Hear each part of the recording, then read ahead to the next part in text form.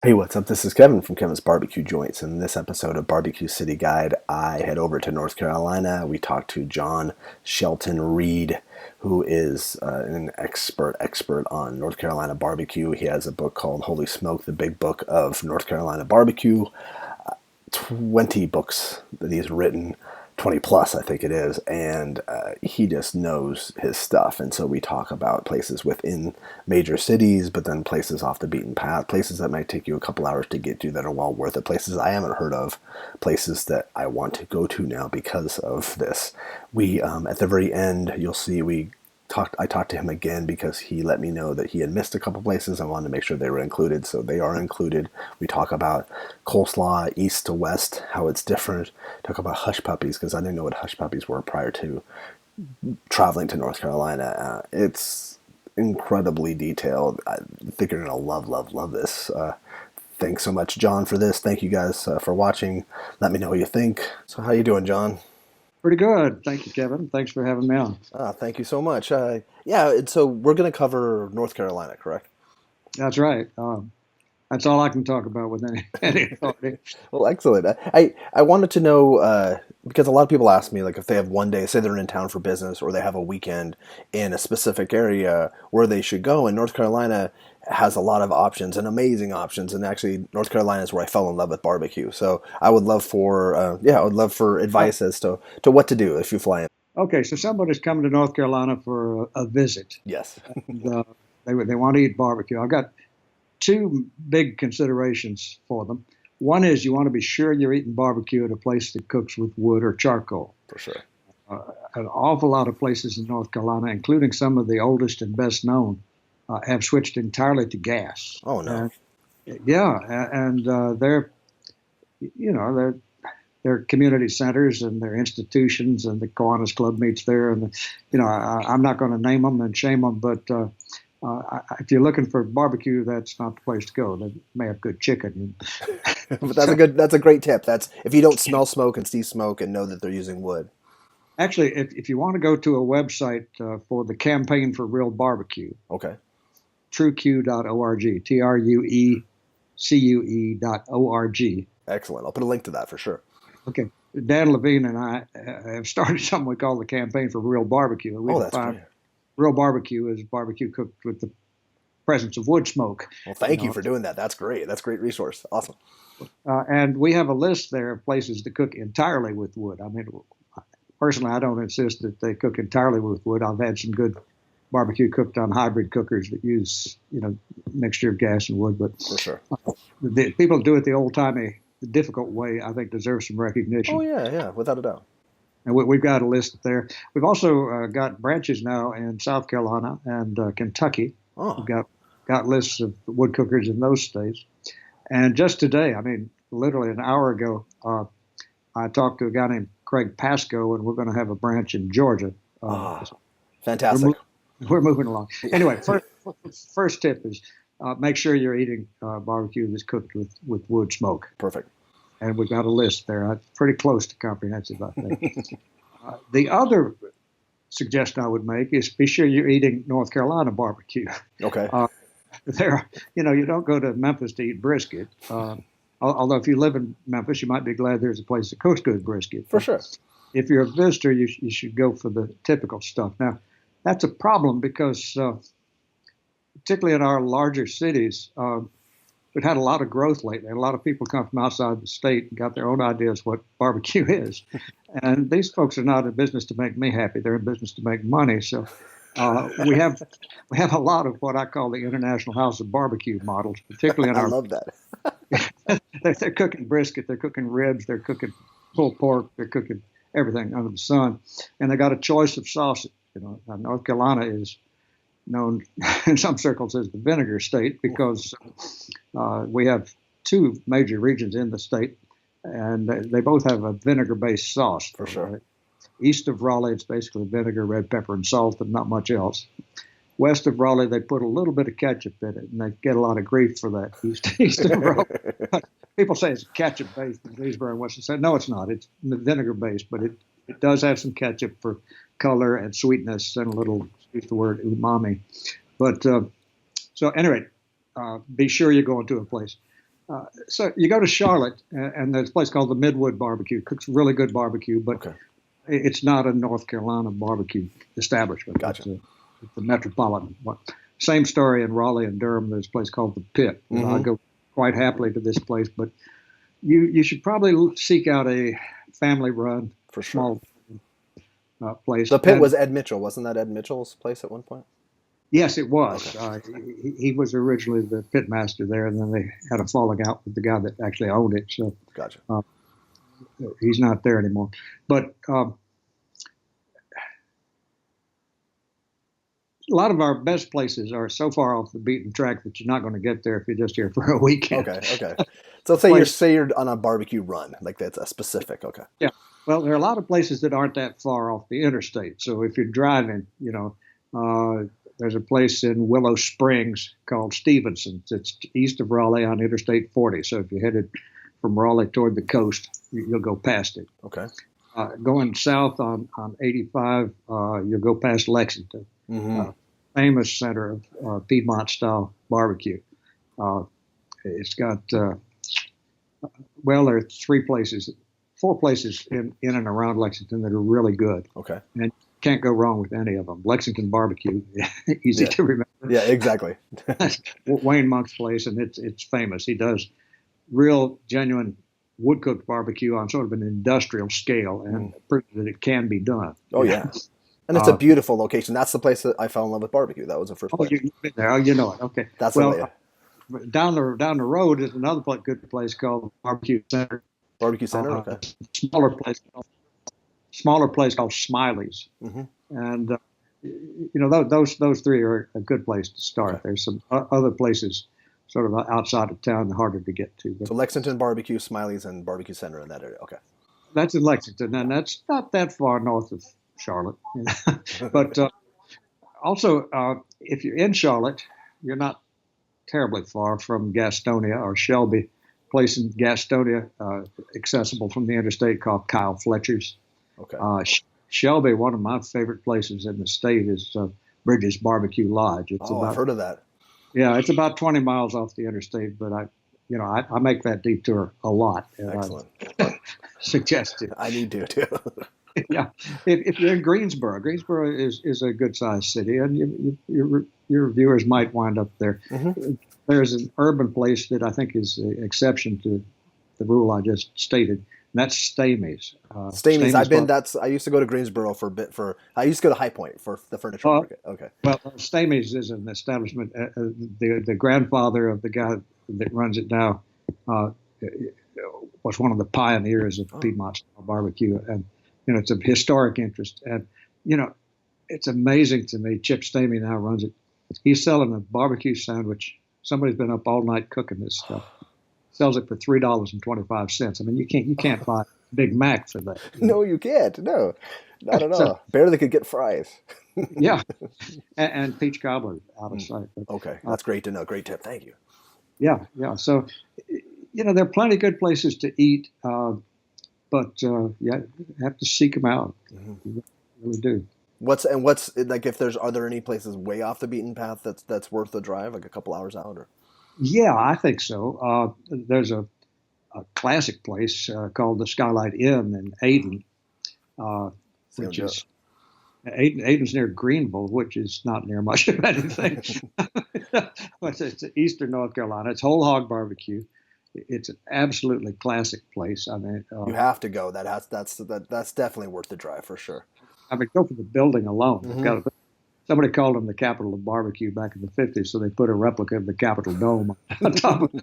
I heard about that. Sam Jones mentioned that. And in the old days, all they cooked was whole hogs, corn pone, and they made coleslaw. They didn't even sell iced tea till they started bottling it. But fundamentalists. Now they're barbecuing chicken just because, they're people that don't eat pork, and I don't know. Anyhow, they're famous. And if you Google Skylight Inn, you'll turn up some videos about them. You can see their operation. Okay. Sam Jones, the third generation of this family. And there was Pete Jones. Wasn't it Pete Jones, his father? Or? Pete was the guy that built the place, and he comes from a barbecue family that just didn't have a place before Yeah, before yeah. he. But Sam knows what he's up to. My wife and I and a fellow named Will McKinney wrote a book called Holy Smoke Mm-hmm. about North Carolina barbecue. We've got an interview in there with Sam Jones and also with Chip Stamey and the woman who runs Bridges Barbecue Lodge. Oh, that's So, great. No, that's great. I'll put a link to that, and I'm gonna buy the book. well, Sam recognizes that he's in a great tradition, and he's not going to mess with it. He's not going to start doing brisket, or if he does, he'll label it as Yeah, it's just fun. alien import, Yeah, yeah. invasive species. Yeah, So, he has a lot of friends that do brisket really well, so it'll rub off a little bit on him. and he's just opened, interestingly enough, in the town of Greenville, which is bigger than Aden. Most places are bigger than Aden. He's just opened a place called Sam Jones Barbecue, which is more upscale. I mean, they've got craft beer and Gotcha. and I haven't been there yet, but I'm told it's good, and the barbecue is the same. I've heard Just great things. Yeah, just down the road from Sam Jones Barbecue in Greenville is a place called B's, just the letter B apostrophe S, Okay. and that may be, well, I don't know. It's one of my favorite Eastern style places. Okay. They are only open for lunch, and they cook their barbecue, and when they sell out, they close. Oh, wow. Okay. So it's like a place like that. That's right. So we drove one time. I think it's an hour and a half or so from Chapel Hill. We drove down there for lunch, and we got there at 12:30, and they were closed. So you want to show up early. Incidentally, they cook entirely with charcoal. They're not one of the classic places that burn logs down and shovel them under. They've got Kingsford right out of the bag. That's interesting. Wow. They're cooking really good barbecue, and they groom it. They take a lot of the fat and gristle and skin and so forth out. They got in trouble with the IRS or with the tax people because they said, you're spending all this money bringing in all this pork and you're only reporting this much income. What's going on? They demonstrated that they threw away more scrap. That's so interesting. Oh, that's so fascinating. Yeah. Anyway, this is well off the beaten track. Okay. All right. And the place I mentioned, Bridges Barbecue Lodge, I'll grant you that 20 miles or so off the interstate is a bit of a detour, but But it's worth it. It's worth it. It's worth it. There's Goldsboro is another town that you're not likely to get to by accident. It's on the way from here to the beach, but it's not on an interstate highway. Okay. It's 4-lane mostly, but Wilbur Shirley has a place called Wilbur's. Okay. I've heard of that. That name sounds familiar. It's one of the classic Eastern places, and he does too a huge business, and he's cooking whole hogs, shoveling coals under them, burning the logs down. Demonstrates it can be done. People say, "Oh well, we can't cook with wood; it's too much trouble, too expensive." You can if you really put your mind to it, and Wilbur demonstrates that. Incidentally.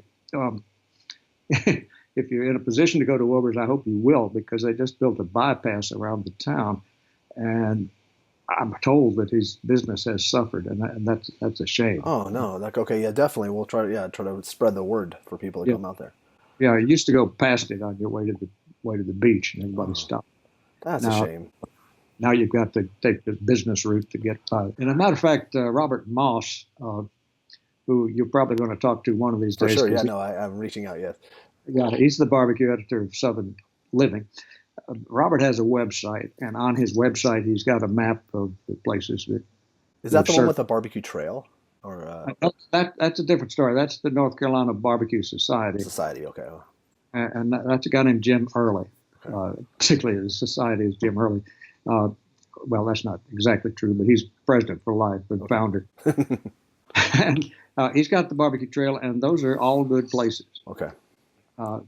No question. There are good places that aren't on there, and there's stories why they're not on there. But you can't go wrong with any of the places on that trail. And so with North Carolina, you have to do research, a little bit of research, so that way you can kind of plot your trip. So that way it makes, because some are off the beaten path. It's not. Yeah, go to my website and Yeah. write me an email, and I'll tell you where to go. Awesome. No, no. I'll do Uh, that. I'll do that before I go back to North Carolina for sure. yeah, happy to do that. And at qq.org, there's also we have an email address Oh, you can perfect. write the society with. I'll put a link to that specifically so people can write you guys and then create. That's the relationship. That's fantastic. Thank you so much. Happy to guide you. Sure thing, Kevin. Thanks for letting me talk. Excellent. Have a great day, and I'll be talking to you soon. You too. All right, Bye. take care, John. Oh, by the way, Kevin, there's something I've meant to mention and forgot to. There is an interesting development in Asheville and Durham. There are two places there, and another one in Garland, North Carolina, but that's pretty far off the beaten track. Okay. These are people who are cooking sort of high-end barbecue. They're cooking absolutely traditional methods, but they've got pasture-raised, locally sourced hogs. In fact, I almost tell you the names. They certainly tell you where the farm was they came from. The one in Durham is called Picnic, Okay. and after Picnic Ham. I don't think it's a great name. You need to be a butcher to understand it. But anyway, Picnic, the guy who raises the hogs is one of the three partners in the business. Oh. In Asheville, there's a place called Buxton Hall. It's been getting a lot of press lately. Again, it's whole hog cooking. It's they're cooking whole hogs, burning logs down for coal. They're doing it indoors. Incidentally, you can watch them do it. I don't know how the fire department let them get away with that. Wow, that's fascinating. But these two places and a place in Garland called Southern Smoke, their barbecue is utterly traditional, although the meat is higher end than what we get most places. The prices are also higher end than what you get most places. But the sides and the desserts run toward, you've got guys with fine dining backgrounds who are involved in these, so the sides and desserts are more innovative than the coleslaw and hush puppies you ordinarily get. It's worth a try, particularly since there's nothing much else in Asheville. Well, that's not true. There are other places, but this is an eastern North Carolina style, which seems odd in Asheville, about as far west as you can get. But Asheville doesn't really have its own barbecue tradition, and this is very fine barbecue, worth a try. And in Durham, Picnic, if you're in Durham, great place. Excellent. I had one more question I was thinking yesterday. Coleslaw, is there a difference between east and west? Yes, there is. That's a setup. There is. In the East, coleslaw is more like what you buy in the supermarket in a tub. It's got mayonnaise, may have a little, usually does have a little mustard in it as well. Nothing alarming, and it's a kind of cool contrast to the barbecue, which has got this red pepper and vinegar sauce on it.